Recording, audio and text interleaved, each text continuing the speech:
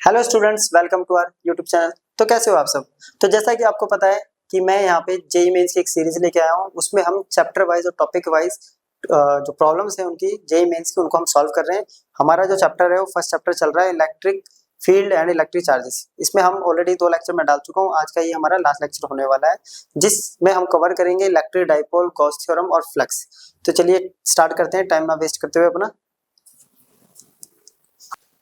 तो चलिए स्टार्ट करते हैं।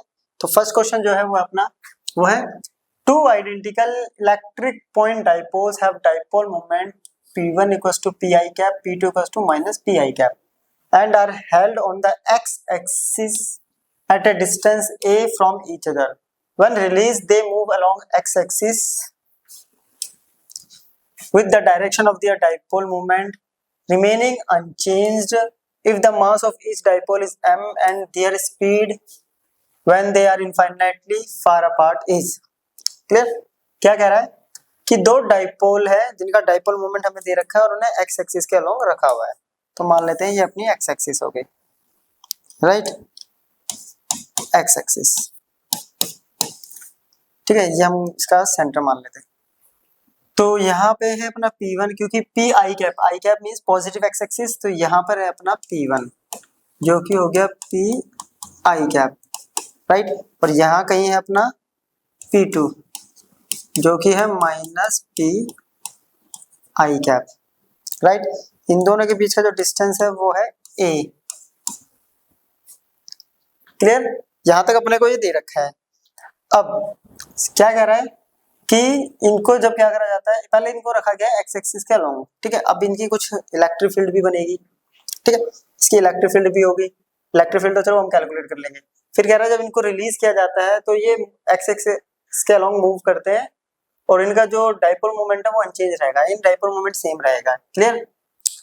और इनका जो मास है वो m है। तो स्पीड कितनी होगी जब ये इनफाइनाइटली दूर हो जाते हैं। अब इनफाइनाइटली दूर हो जाते हैं तो इट मींस यहाँ पे कंजर्वेशन ऑफ एनर्जी अपना यहाँ पे अप्लाई हो रहा है ना, क्योंकि हमें वेलोसिटी निकालना है। तो कंजर्वेशन ऑफ एनर्जी कहता है कि kinetic energy plus potential energy equals to constant. तो इसके लिए हमें इनिशियल काइनेटिक एनर्जी पता होनी चाहिए और final kinetic energy, same initial potential energy और फाइनल पोटेंशियल एनर्जी। अब पोटेंशियल एनर्जी का फॉर्मूला होता है minus P cos theta, right, minus P cos theta होता है। कॉस थीटा भी यहाँ से निकाल लेंगे। क्लियर? अब देखिए कैसे। तो अगर हम बात करते हैं इलेक्ट्रिक फील्ड की E1, तो वो होगा 2kp बाय में a क्यूब, राइट, यही होता है। E1 की बात करें और वेक्टर के अकॉर्डिंग करेंगे तो अलोंग ये होता है। और u इनिशियल क्या होगा, ये होता है माइनस पी। इसको सॉल्व करेंगे तो माइनस पी कॉस थीटा। अब थीटा की बात करें तो इन दोनों के बीच में एंगल देखिए, ये इधर जा रहा है है ना, इसकी डायरेक्शन नेगेटिव की तरफ है। तो एंगल कितना हो गया है 180 माइनस पी कॉस थीटा, ठीक है। और ये कितना कॉस थीटा हमने बोल दिया 180, ये हो गया माइनस cos 180 तो माइनस 1, तो माइनस माइनस हो गया प्लस, क्या आ गया PE, ठीक है। E कौन सा E1। क्लियर यहां तक? ठीक है, चलिए P1 क्या है, P E1 हो गया अपना, ठीक है। P E1 की वैल्यू क्या है 2, आगे कर देते हैं इसको, ये हो जाएगा 2k, P ऑलरेडी था इसका P स्क्वायर अपॉन में a स्क्वायर, ये हो गया इनिशियल, ठीक है, हो गया, ये निकल गया। अब यहाँ पे अप्लाई कर देते हैं हम कंजर्वेशन ऑफ, क्या कहता है ये, initial kinetic energy plus initial potential energy equals to final kinetic energy plus final potential energy. Initially ये रखे हुए एक्स एक्सिस पे में से रेस्ट पर है। पोटेंशियल एनर्जी इनिशियल कितनी है 2kp square by a square. चलो फाइनल काइनेटिक एनर्जी होती है हाफ mv स्क्वायर। अब ये दोनों मूव कर रहे हैं तो इसको हम क्या करेंगे, दोनों को सब कुछ सेम है, मास भी सेम है, तो 2 से मल्टीप्लाई फाइनल पोटेंशियल एनर्जी। अब क्या बोला है यहाँ पे, साफ साफ बोला कि इनफाइनाइटली दूर कर दिया है। इनफाइनाइटली दूर का मतलब होता है r इनफाइनाइट हो गया और 1/r इक्वल्स टू, यानी 1/इनफाइनाइटी इक्वल्स टू होता है 0। तो पोटेंशियल एनर्जी हो गया अपने पास 0। इससे ये स्पीड निकालनी है, ठीक है। तो v equals to V square equals to ये m इधर आके डिवाइड है ना, तो v स्क्वायर यहाँ बचा है 2k p स्क्वायर अपॉन में m इधर आ गया a स्क्वायर। अब v निकालना है, सबकी वैल्यू पुट कर देते हैं पहले। 2k की value 1/4 pi epsilon not p square upon में m a स्क्वायर, राइट। चलिए इससे ये डिवाइड हो गया 2 पर, तो v की वैल्यू कितनी आएगी, under root p square upon 2 pi epsilon naught m a square. p square और a स्क्वायर में से ये बाहर आ गया रूट से, वैल्यू बच गई under root 1/2 pi epsilon naught m। अब ये ऑप्शन चेक करते हैं, ये है अपने पास कहीं, ठीक है। p बाय a या 2 नहीं है, p by a 1/2 pi epsilon naught m ये नहीं है, क्लियर। ये हमने यहाँ पे 3 था, इसको 3 कर देते हैं, यहाँ पे ये मिस्टेक हो गई है। अगर ये यहाँ 3 चलता हुआ आ रहा है, ये हर जगह क्या होगा, क्यूब है ना नीचे, तो ये क्यूब रहेगा अपने पास, क्यूब, तो यहाँ a बच जाएगा। ऑप्शन मैच करते हैं इसमें से, p अपॉन में 1/2 पाई एप्सिलॉन नॉट m है 1/2 पाई एप्सिलॉन नॉट m, तो b ऑप्शन अपना करेक्ट हो गया है, ठीक है। चलिए इसको नोट कर लीजिए। नेक्स्ट क्वेश्चन देखते हैं। An electric field E equals to 4xi minus y square plus 1 j cap Newton per coulomb passes through the box shown in figure. The flux of the electric field through surface ABCD and BCGF are marked as phi1 and phi11. The difference between phi1 and phi11 is, क्या कह रहा है, ये electric field हमें equation दे रही है electric field की, ठीक है। 4xi minus y square plus 1 और j कैप, यानी अलोंग j कैप बोले तो देखो ये x एक्सिस है, ये y दे रखा था और ये z है। j कैप का मतलब क्या है कि ये कॉम्बिनेशन है, ये प्लेन के अंदर है कहीं, है ना। इलेक्ट्रिक फील्ड अपना प्लेन में ट्रेवल कर रही है और हमें ए बी सी डी इसका फ्लक्स बोला phi1। अब पहले तो हमें फ्लक्स पता होना चाहिए, फ्लक्स इक्वल टू होता है E इंटू एरिया, राइट। अगर हम बात करेंगे for A B C D, चलिए ए बी सी डी का एरिया निकालेंगे। कैसे निकालते हैं, ये होगा लेंथ और ब्रेथ 0 0, यानी ये तो होगी 2, साइड होगी 2, ये हो गई 3 - 0 3, बाकी तो माइनस हो रहा है, तो एरिया आ गया इसका 3 × 2, राइट, क्लियर। अब इसकी अगर हम इसको वेक्टर में देखें तो एरिया इसका नॉर्मल वेक्टर कहाँ बनेगा, इस तरफ, राइट। और ये क्या है, के कैप है ना। चलिए ए बी सी डी, ठीक है, के कैप हो गया अपना, ये के कैप ऊपर की तरफ बना, जेड एक्सिस का लॉन्ग बन रहा है, ठीक है। तो ये आ गया अपने पास 6k कैप। अब यहाँ से अगर फ्लक्स निकालेंगे तो फ्लक्स कितना बोला है इसका, phi1। इसकी इलेक्ट्रिक फील्ड दे रखी है अपने पास 4x i cap minus y square plus 1 j cap into dot product of 6k cap, ठीक है। अब हम लोगों ने पढ़ा हुआ है क्या, I डॉट k कितना होता है, 0, है ना, और J डॉट k भी क्या होता है, 0, तो ये आ गया अपने पास 0, तो फ्लक्स ABCD का आ गया 0। अब बोला दूसरा BCGF ये वाला सेक्शन है ना, ये वाला फेज, तो इसके लिए अब करते हैं हम 4 BCGF, इसका भी एरिया निकालना पड़ेगा अपने को। अब एरिया कैसे निकालेंगे, 3 - 0 ये तो है नहीं, 2 - 0 लेंथ आ गई 2, अब ऐसे देख लेते हैं 3 3 0 2 2 0 2, ये आ गया 2। अब आती है डायरेक्शन, इसका नॉर्मल वेक्टर बनेगा इस तरफ और ये है अपना x axis, right. X axis बोलेंगे तो आई कैप, तो ये आ गया 4i कैप। तो फ्लक्स कितना आएगा, 11 बोला है इसका, वैल्यू पुट करते हैं 4x i cap minus y square plus 1 j cap into 4i cap. चलिए देखिए i डॉट i, तो i से i कैंसिल हो गया, बच गया 4x, और ये j डॉट i हो गया 0, ठीक है 4x। अब x की वैल्यू देखते हैं यहाँ पे कितनी है, ठीक है। क्या करना है अपने को, x की सॉरी 4 5 16 हो जाएगा ना, ये हो गया 16x।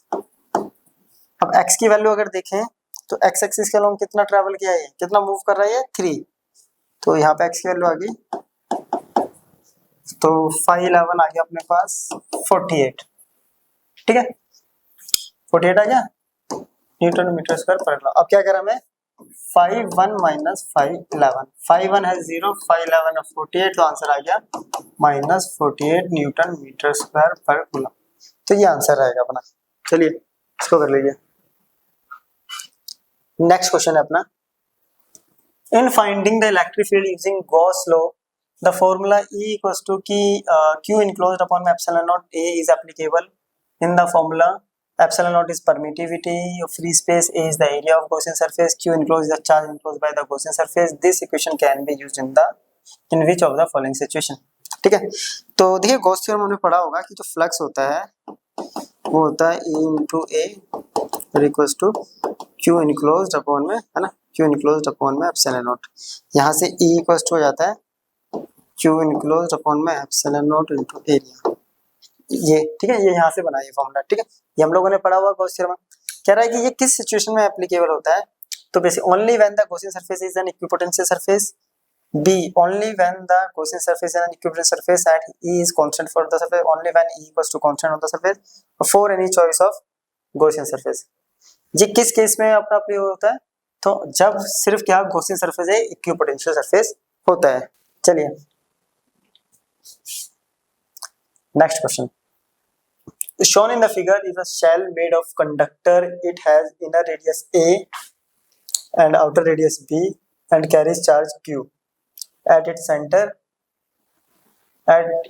is a dipole P as shown in this case। ठीक है, तो ये बताना हमें से in this case surface charge, इनमें से हमें ऑप्शन बताना है कौन सा सही है।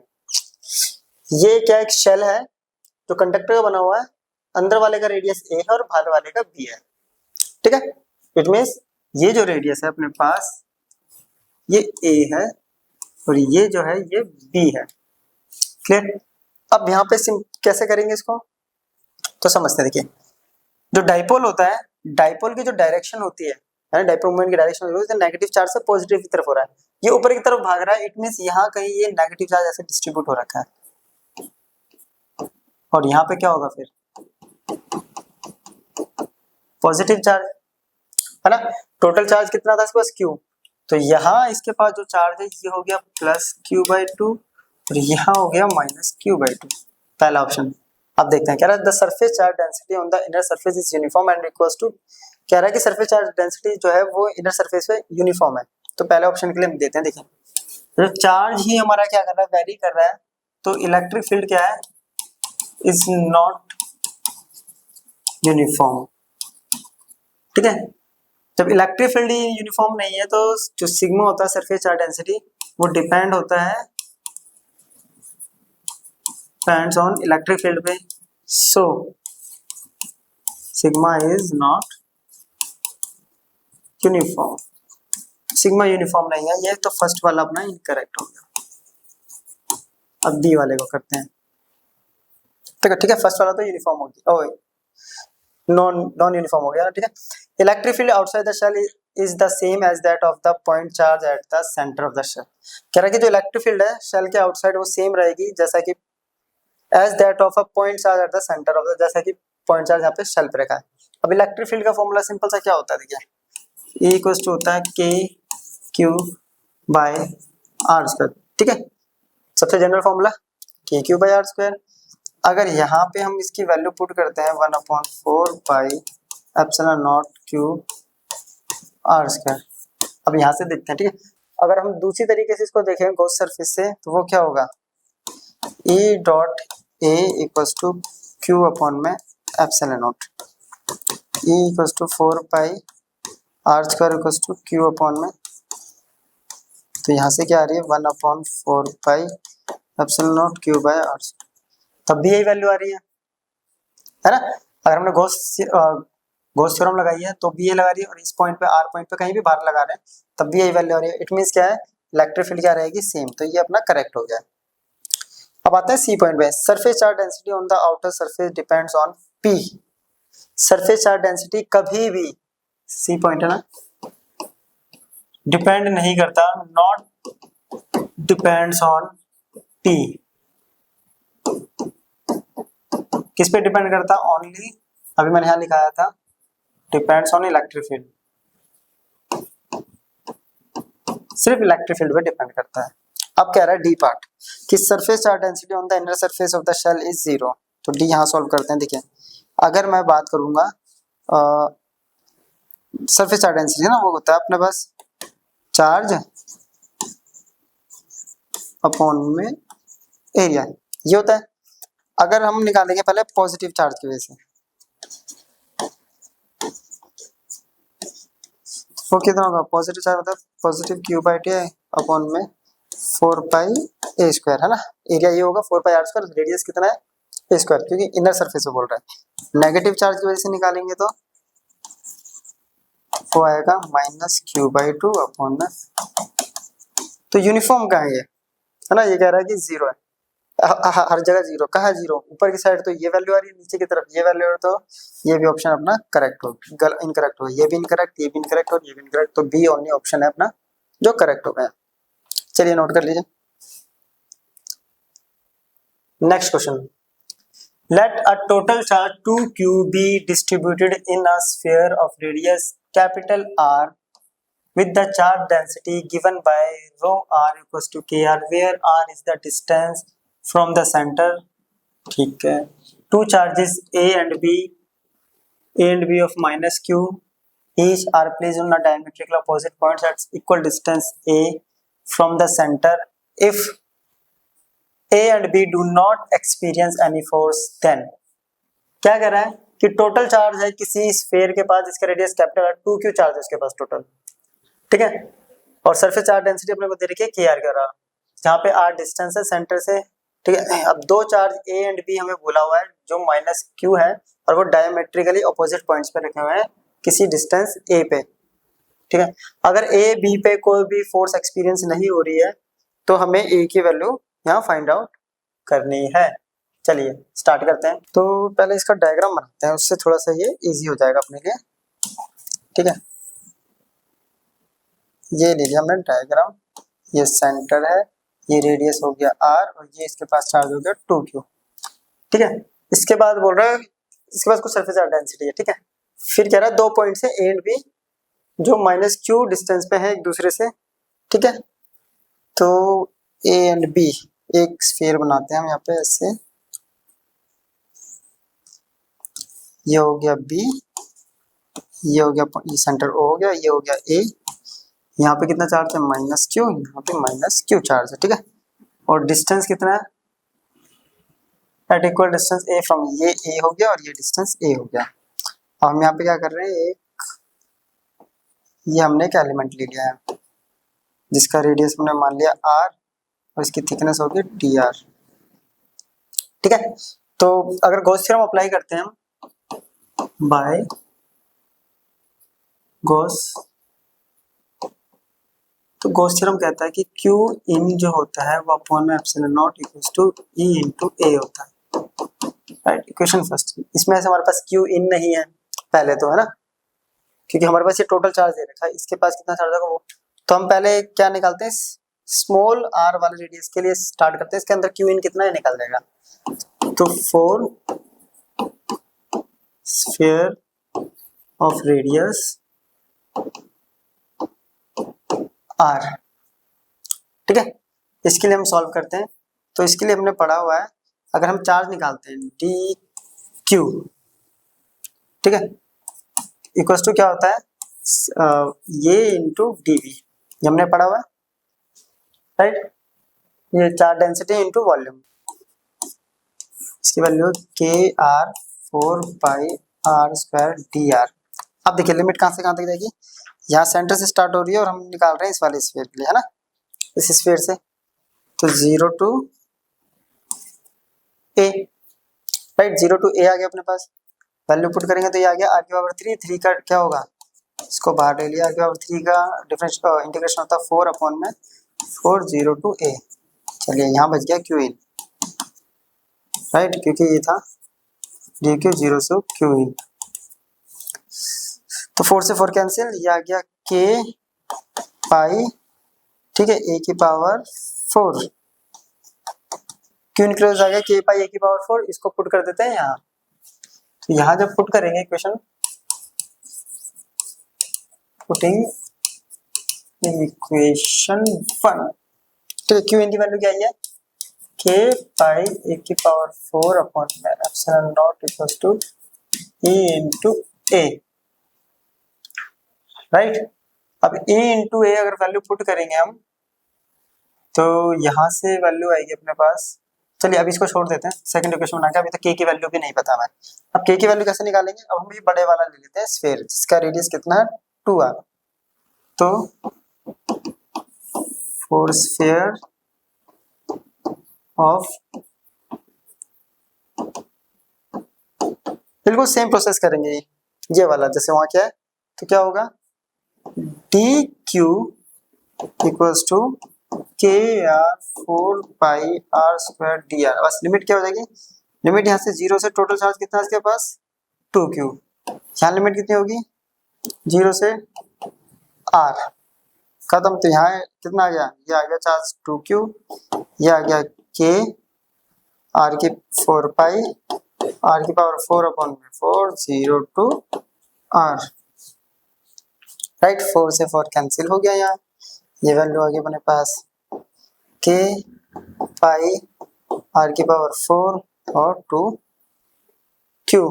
यहाँ से k की वैल्यू यहाँ पुट कर देंगे और अपने को निकालना क्या है, अपने को बोला हुआ है यहाँ से कि इनके ऊपर कोई भी फोर्स एक्सपीरियंस नहीं हो रही, तो पहले इलेक्ट्रिक फील्ड निकालते हैं यहाँ से, फिर देखते हैं क्या होता है अपने पास, ठीक है। यहाँ से k की वैल्यू कितनी आएगी 2q अपॉन में पाई r पावर 4, तो k की वैल्यू आ रही है 2q अपॉन में पाई r की पावर 4। जब इसको ऊपर पुट करेंगे इक्वेशन सेकंड में, इक्वेशन सेकंड क्या बनेगी k pi a square a की पावर 4 अपॉन में epsilon not, k pi a की पावर 4 अपॉन में एप्सिलॉन नॉट इक्वल्स टू था EA, राइट, ठीक है। EA हो गया, ये हो गया। यहाँ k की वैल्यू पुट करते हैं 2q अपॉन में पाई r की पावर 4, यहाँ बच गया पाई a की पावर 4 अपॉन में एप्सिलॉन नॉट E एरिया, वहाँ पे एरिया था ये छोटे वाले का, तो ये हो गया 4 पाई a स्क्वायर, राइट। चलिए काट, इसमें डिवाइड करते हैं, ये इससे गया 2 पर, पाई से पाई कैंसिल आउट, और कुछ बच रहा है, तो e की वैल्यू अपने पास आ रही है यहाँ 2q अपॉन में 4 पाई एप्सिलॉन नॉट a की पावर 2 अपॉन में r की पावर 4, ठीक है। एक और इक्वेशन आ गई। अब फोर्स कह रहा है बिटवीन a एंड b, कितनी आएगी वो होगी 1/4 पाई एप्सिलॉन नॉट, चार्ज है q इंटू क्यू अपन में डिस्टेंस हो गया उसका 2a का स्क्वायर, राइट। और वो कह रहा है कि वो जो एफ नेट लगेगी वो कितनी है 0, क्योंकि उस पर कोई भी फोर्स एक्सपीरियंस नहीं होता, एफ नेट 0 हो गया। और ये फोर्स इक्वल टू होगा हमारा q इंटू ई के बराबर, राइट, क्यू स्क्वायर अपॉन में 4a square, q as it is, E की वैल्यू ये रही 2q अपॉन में 4 pi epsilon naught a square upon में r की पावर 4, ये यहाँ से ले आए, ठीक है। यहाँ वैल्यू आ गई अपने पास 1/4 पाई epsilon not q square upon में 4a स्क्वायर। अब यहाँ से जो डिवाइड हो रहा है उसको कर देते हैं, ये इससे डिवाइड, ये इससे खत्म, ठीक है। और वैल्यू किसकी निकालनी है अपने को, a की वैल्यू निकालनी है, तो इसको a स्क्वायर पे यहीं अगर छोड़ देते हैं, ये इधर आएगा तो ये आ गया अपने पास a की पावर 4, ठीक है। ये r की पावर 4 ऊपर गया, इधर आ गया 2 4 8, 8 क्लियर। 4 को उधर लेके जाएंगे तो ये तो आ जाएगा r, नीचे आ जाएगा 8 की पावर 1/4, ऊपर आएगा तो r इंटू 8 की पावर माइनस 1/4। अब मैच करते हैं, ऐसा कोई ऑप्शन है a इक्वल्स टू 8 की पावर माइनस 1/4 r, पहला ऑप्शन ही अपना यहाँ पे करेक्ट हो गया, ठीक है। चलिए नेक्स्ट क्वेश्चन है अपना कि an electric dipole is formed by two equal and opposite charges q with separation d. The charges have the same mass m. It is kept in uniform electric field E. if it is slightly rotated from its equilibrium orientation then its angular frequency omega is। देखिए क्या कर रहा है, ये uniform electric field हो गई है ना, इसमें रख दिया ये डाइपोल, यहाँ इसके पास प्लस क्यू चार्ज है, यहाँ माइनस क्यू चार्ज है, जिसकी वजह से इस पे फोर्स लगेगी क्यू ई, ठीक है, माइनस क्यू ई इस पे प्लस क्यू ई,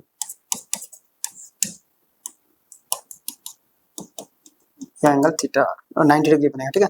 सेपरेशन दे रखा है दोनों के बीच का d, अगर सेंटर से बात करेंगे तो ये हो जाएगा d/2 यहाँ तक, सॉरी, और ये हो गया यहाँ से यहाँ तक d/2, क्लियर। और ये स्लाइडली क्या कर रहा है, रोटेट कर रहा है किसी एंगल थीटा पे। तो हमने पढ़ा हुआ है कि टाउ इक्वल टू होता है PE sin थीटा, ठीक है। इफ स्लाइटली, स्लाइटली मतलब होता है बहुत छोटे से एंगल पे, राइट, और स्लाइटली का मतलब हो गया इफ यहाँ पे एंगल इज वेरी स्मॉल। तो हम लोगों ने पढ़ा हुआ है कि जो साइन थीटा होता है वो अप्रोक्स इक्वल टू होता है थीटा, अगर एंगल छोटा होता है ना, यहाँ थीटा पुट करेंगे, और P इक्वल टू होता है Q इंटू डिस्टेंस QD। तो टॉर्क की वैल्यू पुट करते हैं, P की जगह हमने पुट कर दिया QD, ही साइन की जगह थीटा ओनली, और टॉर्क इक्वल टू हमने 11th क्लास में पढ़ा I अल्फा के बराबर होता है, क्लियर। तो ये हो गया QDE थीटा, और अल्फा इक्वल टू होता है अपने पास ओमेगा स्क्वायर थीटा, राइट। ये आ गया QDE थीटा, थीटा से थीटा खत्म, omega square equal to QDE upon में I, और omega square equal to under root QDE upon में I। अरे तो इससे मैच करते हैं, सॉरी, ओमेगा इक्वल टू हो गया ना, स्क्वायर हट गया इसमें से। और मोमेंट ऑफ इनर्शिया की वैल्यू अपने को पता है, होती है अपने पास 1/2 md स्क्वायर,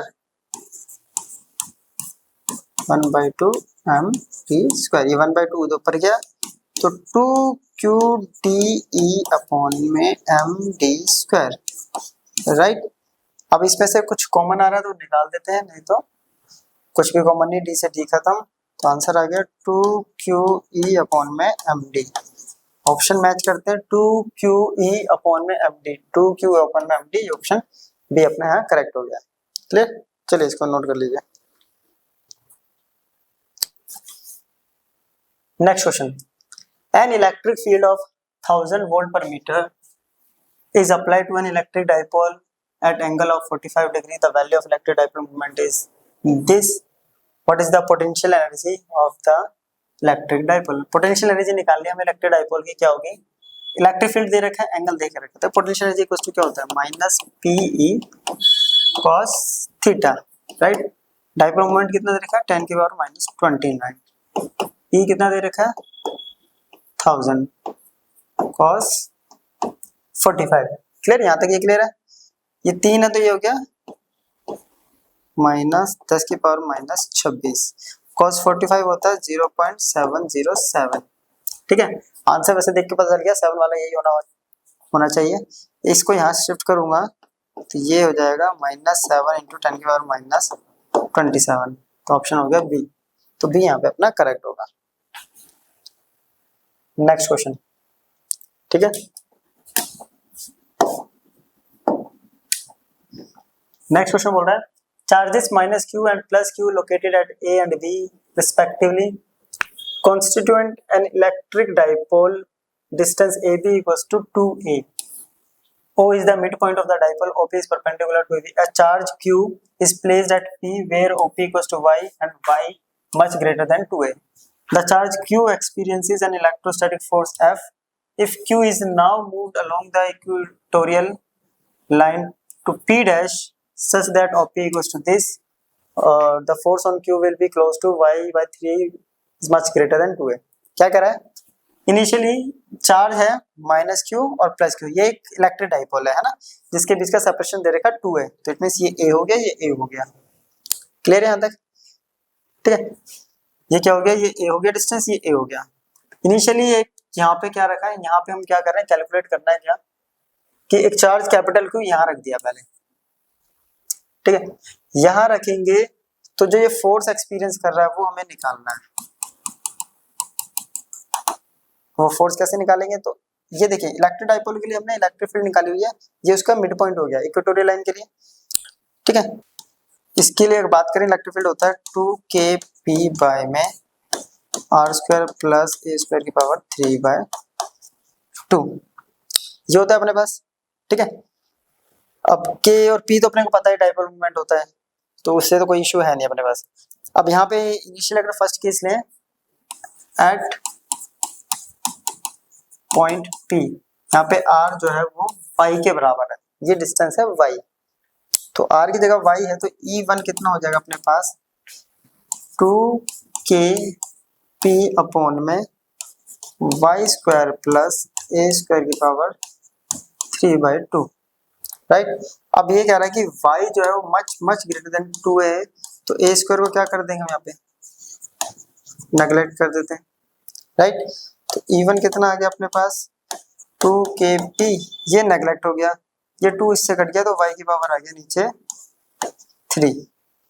अब फोर्स निकालने हैं इस पे, फोर्स इक्वल्स टू क्या होगा, चार्ज कितना है q इंटू E1, ठीक है। तो ये हो गया 2kpq बाय में y cube, equation first.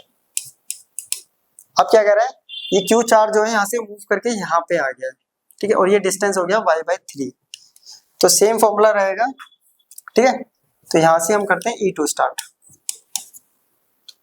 E2 equals to हो गया 2kp अपॉन में r square plus a square की पावर 3/2, यहाँ पे ये कौन सा पॉइंट है एट P डैश, r जो है वो y/3 के बराबर हो गया, तो यहाँ पे पुट कर देते हैं 2kp अपॉन में y/3 का स्क्वायर प्लस a स्क्वायर उसकी पावर 3/2, ठीक है।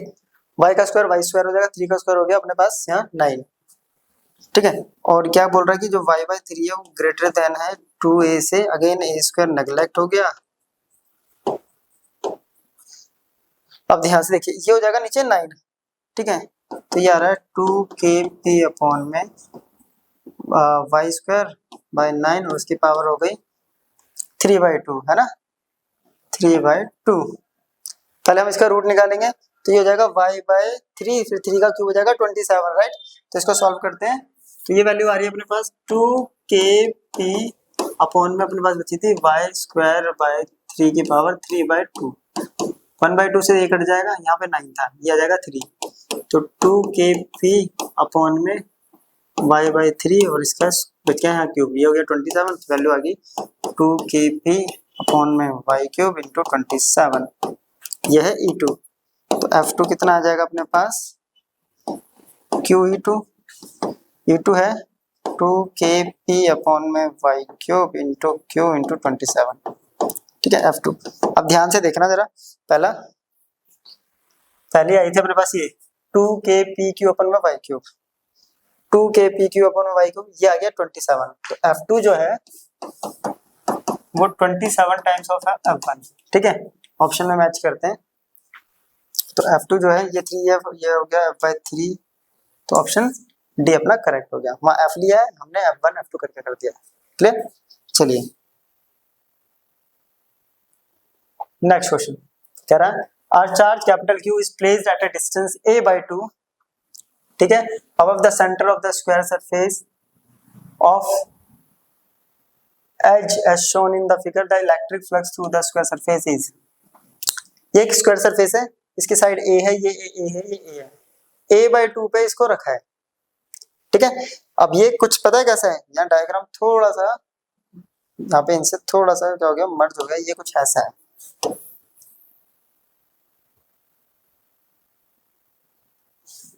इसको पहले ठीक करते हैं, डायग्राम चेंज करते हैं इसको, ये कुछ ऐसा दे रखा अपने को, ठीक है। चार्ज रखा है यहाँ, ये ऊपर है ऐसे 3D स्ट्रक्चर में, ये a/2 यहाँ है, ये P पॉइंट पे, ये a/2 साइड है A, राइट। अब देखो इसको गॉसियन सरफेस बनाएंगे इसका, तो कैसे होगा,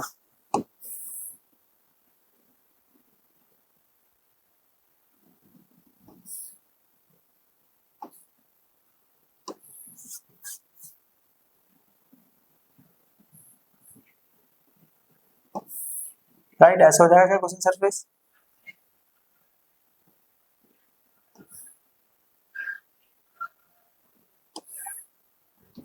ये कुछ ऐसे बन जाएगा, राइट। तो ये क्या बन गया, क्यूब बन गया, क्यूब। अब क्यूब के टोटल फ्लक्स जो होता है किसी क्यूब में, फ्लक्स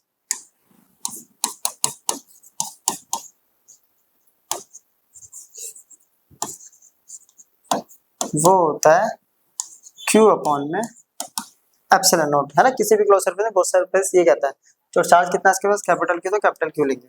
अगर बात करेंगे ईच फेस या एच एक फेस के लिए, क्योंकि ये इसका एक फेस है, तो ये क्या होता है 1/6 इंटू क्यू अपॉन में एप्सिलॉन नॉट।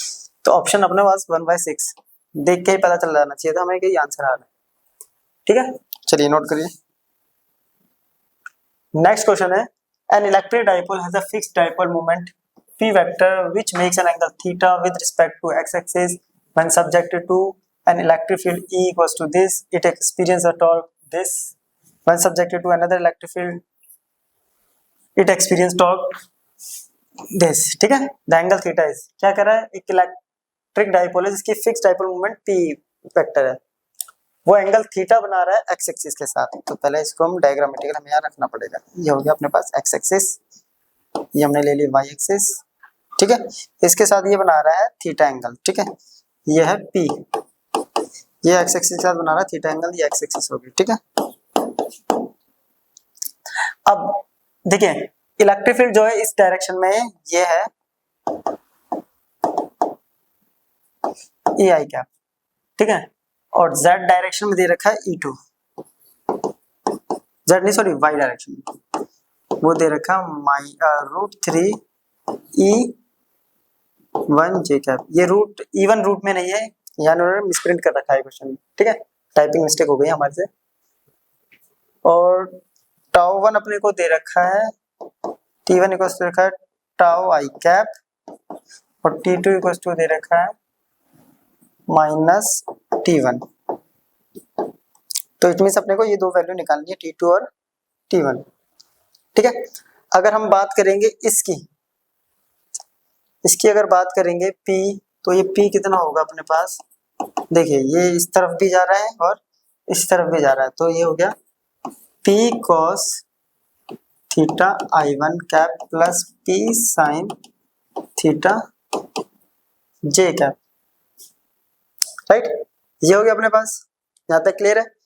अब हम निकालना है टॉर्क, तो टॉर्क इक्वल टू होता है P क्रॉस E, राइट। अगर हम बात करेंगे टाउ वन, ये हो गया P cos theta I cap plus P sin theta J cap cross E1, है ना। टाउ वन की बात कर रहे हैं तो ये E1 आ गया, और E1 कितना दे रखा है अपने को E I कैप। अब देखिए क्रॉस प्रोडक्ट है, I cross I 0, J cross I minus का K होता है, तो ये हो गया माइनस P sin थीटा, और इसका होगा माइनस का K, तो ये हो गया minus P sin theta K cap. ये हो गया tau one. Similarly tau two क्या होगा, P क्रॉस E2, राइट। अब टाउ टू निकालते हैं, P cos theta I cap plus P sin theta J cap, right. और E2 दे रखा है √3 E1 J कैप, तो I क्रॉस J ये होता है K, तो ये हो गया √3 P E1 cos, ठीक है। यहाँ भी E रह गया, यहाँ भी स्प्रिंट हो गया, तो ये रह गया E cos theta K cap P sin theta J, ये हो गया 0। J क्रॉस J क्या होता है अपने पास 0, तो यहाँ से वैल्यू आ गया टाउ टू की, ठीक है, या T2 कह सकते हैं इसको, T2 T1 ले लेते हैं क्योंकि ना T2 T1 बोला, कोई बात नहीं, इसको हम समझ गए। P E1 cos theta K, यह है T2, राइट। और ये है अपने पास इन्होंने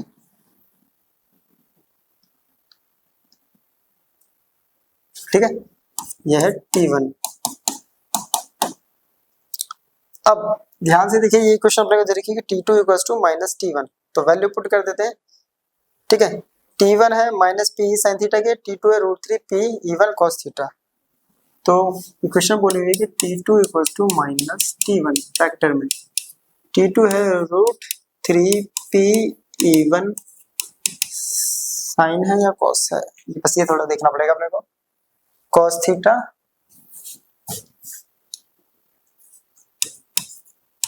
और के क्या, जबकि यहाँ बचा है माइनस, ठीक है, और ये माइनस का आ गया था पी E1 साइन थीटा के कैप। अब पी E1 खत्म, के से के डिवाइड हो गया, तो √3 को यहीं छोड़ देते हैं, यहाँ बच गया साइन थीटा अपॉन में, और माइनस माइनस हो गया अपने पास प्लस, ठीक है। साइन बाय कॉस होता है अपने पास टेन थीटा, और टेन थीटा पे थीटा होता है 60 डिग्री। अब मैच करते हैं क्या 60 डिग्री ऑप्शन में है अपने पास, तो ऑप्शन 60 डिग्री ए ऑप्शन अपना यहाँ करेक्ट हो गया। चलिए next question, for closed surface and corresponding charge distribution are shown below, let the respective electric flux through the surfaces phi1 phi2 phi3 and phi4 दें। ये चार क्लोज सरफेस अपने को दे रखे हैं, ठीक है। इन चारों में हमें इलेक्ट्रिक फ्लक्स बताना और उनको कंपेयर करना है क्या होगा।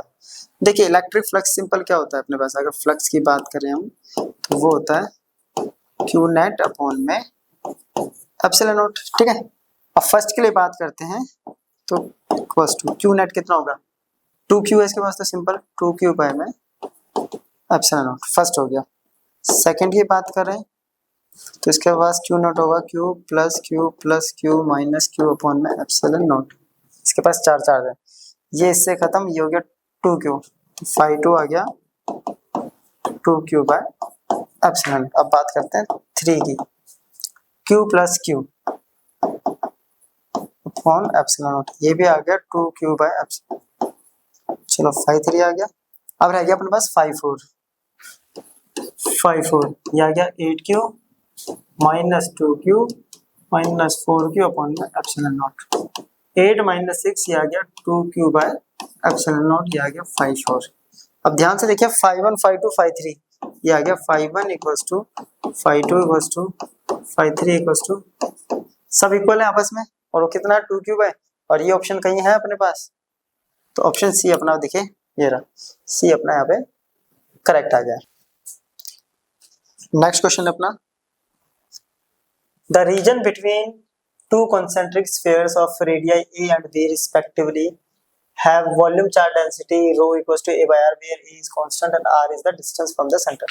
At the center of the spheres is a point charge capital Q. The value of a such that the electric field in the region between the spheres will be constant is, क्या कह रहा है, जो reason है किसके बीच में, दो concentric spheres है, एक ए और एक बी वाला, ठीक है। इनके पास सरफेस वॉल्यूम चार्ज डेंसिटी है rho equals to a by r, a constant हो गया, r डिस्टेंस हो गया सेंटर से, ठीक है। सेंटर से कह रहा है जो स्फीयर है वो एक पॉइंट चार्ज रखा हुआ है सेंटर पे कैपिटल Q, तो a की value, the value of a such that the electric field in the region, तो इलेक्ट्रिक फील्ड जो है पूरे रीजन में क्या है, कांस्टेंट है, तो वो क्या होगी, a की वैल्यू हमें वो फाइंड आउट करनी है। अब इसमें हम ना एक एलिमेंट लेते हैं, तो ये हमने एक एलिमेंट ले लिया इसके अंदर, जिसकी थिकनेस हो गई dr और इसका रेडियस हो गया r। अगर इसकी बात करें तो इस पे इलेक्ट्रिक फील्ड होगी k q by r square, right. अब गॉस इस पे लगाते हैं हम गॉस थ्योरम। गॉस थ्योरम के लिए हमें चाहिए इनक्लोज चार्ज, तो चार्ज इनक्लोज कैसे निकलेगा, dq equals to rho dv, ये हमें पता है, ठीक है। तो dq हो जाएगा 0 टू q इनक्लोज, राइट। और रो की वैल्यू हमें दे रखी है a बाय r, dv होगा 4 पाई r स्क्वायर dr। अब आती है बात लिमिट की, ये जो है इसके अंदर जो है स्फीयर उसका रेडियस है a, तो लिमिट होगी a से, और कहाँ तक जा रहा है r तक। चलिए ये इससे कैंसिल, तो ये आ गया अपने पास a 4 पाई r की पावर 2 बाय 2 लिमिट a से r, इसको कर दिया इंटीग्रेशन, इसका इंटीग्रेशन हो जाएगा q इन, ठीक है। वैल्यू पुट करेंगे एक बार, तो ये इससे ये गया, तो ये आ गया 2 पाई a, एक बार अपर लिमिट r स्क्वायर और एक बार लोअर लिमिट, ये आ गया q इनक्लोज, ठीक है। जैसा कि बताया था कि गॉस थ्योरम लगाएंगे, तो गॉस थ्योरम के अकॉर्डिंग क्या होगा,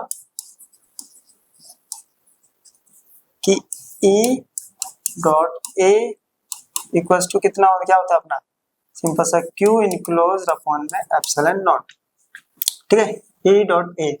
अब एरिया की बात करेंगे तो ये जाएगा 4 pi are square, Q enclose अभी निकाला हमने 2 pi A r square minus A square, right, और नीचे बचा है एप्सिलॉन नॉट। क्लियर, ये E2 मान लिया हमने, तो E2 इक्वल्स टू आ गया 2 से ये गया, पाई से ये गया, तो ये आ गया A r square minus A square upon में एप्सिलॉन नॉट, ठीक है, नीचे आ जाएगा ये 2 बचेगा यहाँ, ये 2 इधर आ गया और ये आ गया आर स्क्वायर। क्लियर आता है, आर स्क्वायर से डिवाइड करेंगे तो क्या आएगा A upon 2 epsilon naught 1 minus A square by r square और E2। अब कह रहा है कि जो नेट इलेक्ट्रिक फील्ड है वो कैसी है, स्फीयर में सच that the electric field in the region between the sphere is constant, electric field constant है, तो पहले हम E नेट निकाल लेते हैं, यानी E1 प्लस E2। E1 तो है अपने पास KQ by r square, E2 है A अपॉन में 2 epsilon naught 1 minus A square, तो E इक्वल्स टू हो गया KQ by r square plus A upon में 2 epsilon naught 1 minus A square by r square, ठीक है, ये वैल्यू, ठीक है, A अपॉन में 2 epsilon 1 minus A square by r square. क्या कह रहा है, E कांस्टेंट है, E कांस्टेंट है, अगर कोई क्वांटिटी कांस्टेंट होती है तो उसका डिफरेंशिएशन क्या होता है, 0, तो d बाई डी आर क्या हो गया 0, ठीक है, इसका d बाई डी आर निकालते हैं, ठीक है, ये तो हो गया 0 इस तरफ, d by D R of के क्यू ऊपर आएगा तो -2, right, plus d by D R of, ठीक है, a अपॉन में 2 एप्सिलॉन नॉट, यहाँ बचेगा 1 माइनस A स्क्वायर, ये भी आ जाएगा -2। चलो इसको करते हैं डिफरेंशिएशन, तो ये आएगा -2 के क्यू, -1 हो जाएगा यानी -3, नीचे जाएगा तो r की पावर 3। चलिए क्लियर, यहाँ तक क्या आएगा, ये A 2 एप्सिलॉन नॉट, ये हो गया 1 का हो गया 0, माइनस यहाँ आएगा माइनस माइनस प्लस हो जाएगा 2 A स्क्वायर, r की पावर ये भी आ जाएगा 3। क्लियर, तो ये वैल्यू आ गई है, ये इधर जाएगा 0 किस तरफ, तो ये पॉजिटिव, तो इस तरफ गया, बच गया 2KQ बाय आर क्यूब, इधर बच गया अपने पास A अपॉन में 2 एप्सिलॉन नॉट, राइट, और इनटू 2A स्क्वायर बाय में आर क्यूब से आर क्यूब खत्म, ठीक है।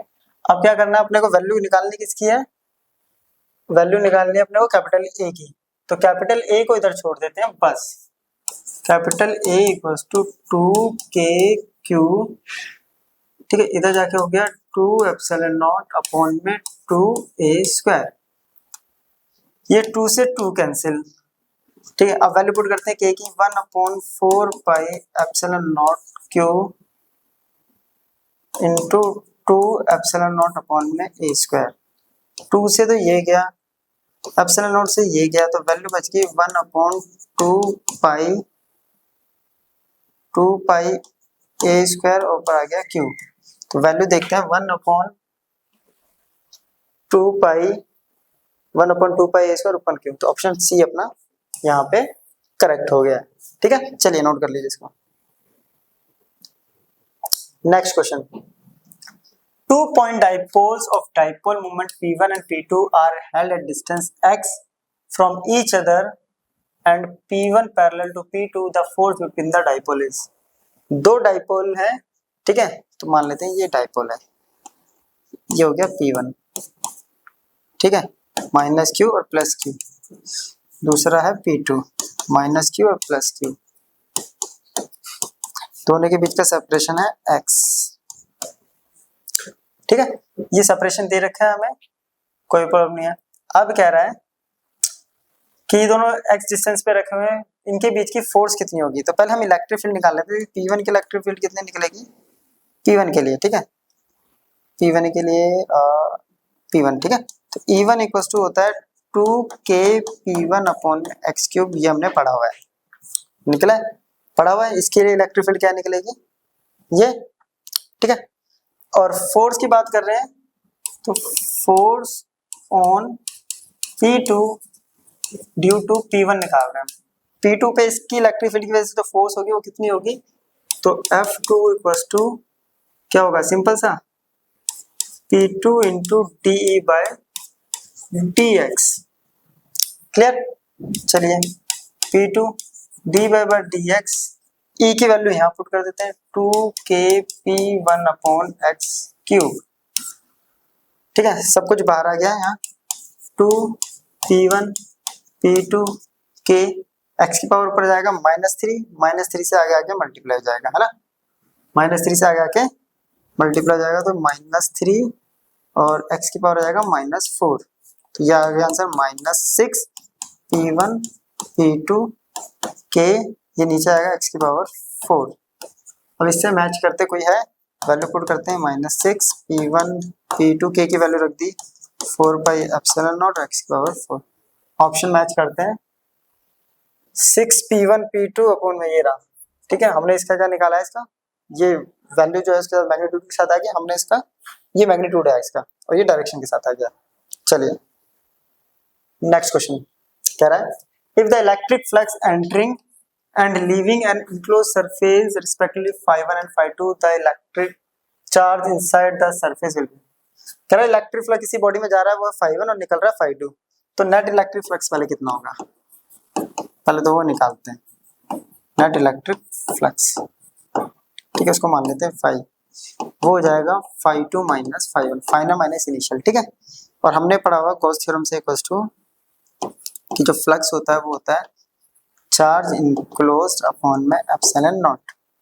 ये आया अपने पास phi2 minus phi1 equals to charge enclosed upon में एप्सिलॉन नॉट, ये एप्सिलॉन तो जाके मल्टीप्लाई, तो ये क्या phi2 minus phi1 into epsilon not. हमें निकालना था कितना चार्ज इसके अंदर होगा, अब ऑप्शन मैच करते हैं, phi2 माइनस phi1 ऑप्शन 1 पहला ही करेक्ट है। ठीक है, चलिए next question, a charge particle Q is placed at the center O of cube of length L. Another same charge Q is placed at a distance L from O, then the electric flux through ABCD। ठीक है, ये एक charge particle Q है, उसको यहाँ रखा हुआ है और दूसरा चार्ज पार्टिकल यहाँ रखा हुआ है। ठीक है, तो हमें क्या निकालना है, इलेक्ट्रिक फ्लक्स निकालना है ABCD में। ABCD क्या है, ये क्या है, क्यूब है ना, तो क्यूब से फ्लक्स कितना होता है, अभी हमने बताया था फ्लक्स थ्रू क्यूब कितना होगा, चार्ज अपॉन में एप्सिलॉन नॉट। कितना चार्ज अंदर है, ये वाला अंदर वाला चार्ज देखेंगे और एप्सिलॉन, और ये क्या है, इसका एक फेस है, तो फ्लक्स थ्रू वन फेस कितना होगा, 1/6 इंटू क्यू अपॉन एप्सिलॉन। ये वही सेम क्वेश्चन है।